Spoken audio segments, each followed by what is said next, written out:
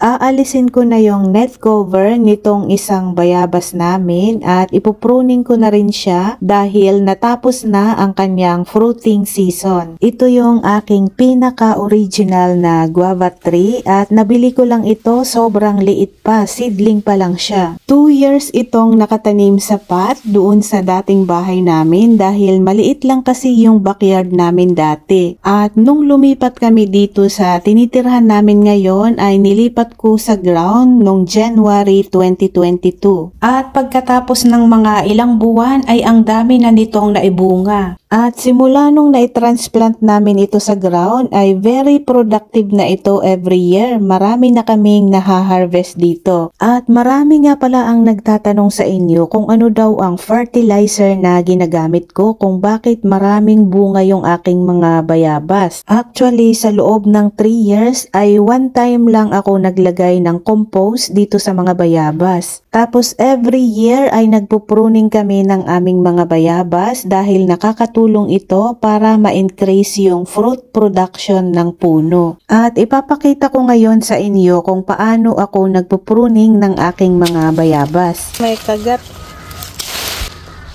Kinagatan ng poso.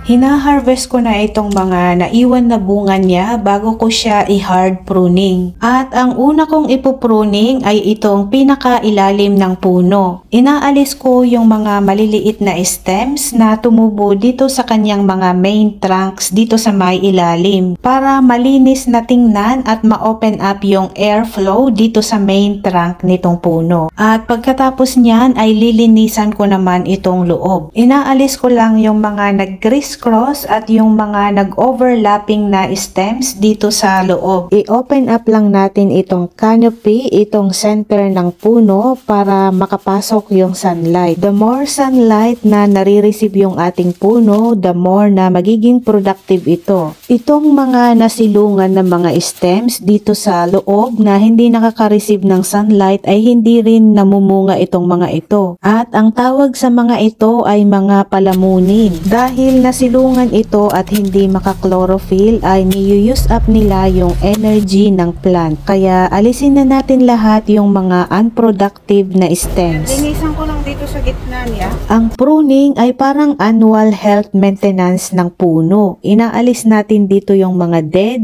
weak, and diseased branches para hindi kumalat yung mga disease sa puno. At ang unang tinatamaan ng mga pest and diseases ay kung ano yung pinaka-weak branch ng puno. At the same time ay nai-improve pa yung airflow ng puno para hindi siya madaling kapitan ng mga sakit. At yun, makikita nyo na open up ko na itong canopy ng puno. Ang sunod kong ginagawa ay pinapababa ko yung height ng puno para easy access ito kapag nag-harvest tayo. At the same time ay na-encourage natin yung puno na mag-regrow ng multiple fruiting stems. Marami pa rin sa atin, lalo na yung mga traditional gardeners, ang ayaw mag-pruning ng puno kasi baka daw masaktan ito. Pero kung ginawa mo naman ng tama ang pag-pruning ay maraming benefits ito sa puno. Mas nagiging healthy yung puno dahil sa improved airflow at sa pagtanggal ng mga weak, dead, and diseased branches. At mas nag-i-increase yung fruit production dahil nagkakaroon na ng sunlight yung lahat ng mga branches. At nagre-regrow din ito ng multiple fruiting stems. Ipapakita ko lang itong example, itong napruning ko na Hawaiian guava dahil nagkaroon ito ng disease at nag-brown lahat ng mga bunga nito. Kaya nag-hard pruning ako dito at inalis ko lahat itong merong mga brown na bunga hanggang sa ito na lang ang natira.